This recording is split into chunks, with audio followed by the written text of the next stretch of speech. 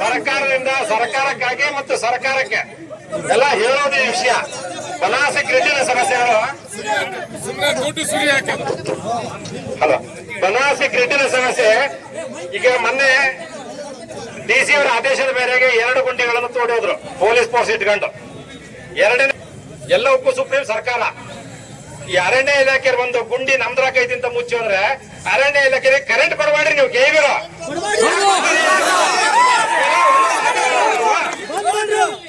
ನಮ್ದ್ರಾಗ ಗುಂಡಿ ತೆಗಿಯಕ್ ಕೊಡಲ್ಲ ನಾವು ಅನ್ನೋ ವಿಚಾರ ಅವ್ರದ್ದಾದ್ರೆ ಅವ್ರಿಗೆ ಕರೆಂಟ್ ಕೊಡಬೇಡ್ರಿ ನೀವು.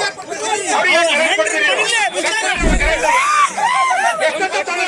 ನಾವು ರೈತರು ಇಲ್ಲಿವರೆಗೂ 18 ವರ್ಷ 2008ರಿಂದ ಗ್ರಿಡ್ 2008ರಿಂದ ಕಾರ್ಯಕ್ರಮ ಚಾಲನೆ ಐತಿ.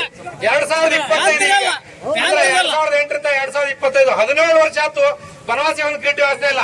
ಚಂದ್ರಗುಪ್ತಿಂದ ಲೈನ್ ತರಕ್ ಹೋದ್ರೆ ಅಲ್ಲಿ ಫಾರೆಸ್ಟರ್ ತೊಂದ್ರೆ ಅಲ್ಲಿ ಬಿಟ್ಕೊಂಡು ಇಲ್ಲಿ ರೆವಿನ್ಯೂ ಲ್ಯಾಂಡ್ ನಾಗ ಬಂದ್ಕೊಂಡು 2 ಪೋಲ್ ಫಾರೆಸ್ಟ್ ಹಾಕ್ಬೇಕಂದ್ರೆ ಡಿಪಾರ್ಟ್ಮೆಂಟ್ ಅದಕ್ಕೆ ಸಹಕಾರ ಕೊಡ್ತಾ ಇಲ್ಲ.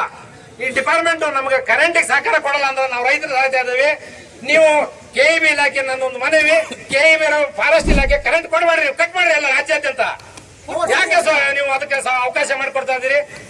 ಇದು ನನ್ನ ವೈಯಕ್ತಿಕ ಅನಿಸಿಕೆ. ಮತ್ತೆ ಇದನ್ನ ವೋಲ್ಟೇಜ್ ನಾವು ಮತ್ತೆ ಇದು